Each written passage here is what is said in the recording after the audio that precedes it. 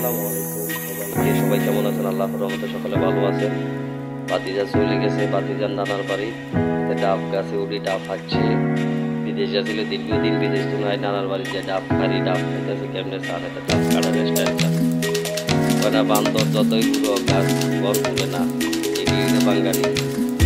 আমার বাতিজার আবার বান্দর কইলে বান্দরের দিয়া দিয়া বুঝেলে আমার বাতিজার দোয়া করি বাকিটা বাতিজার ভিডিওতে দেখতে।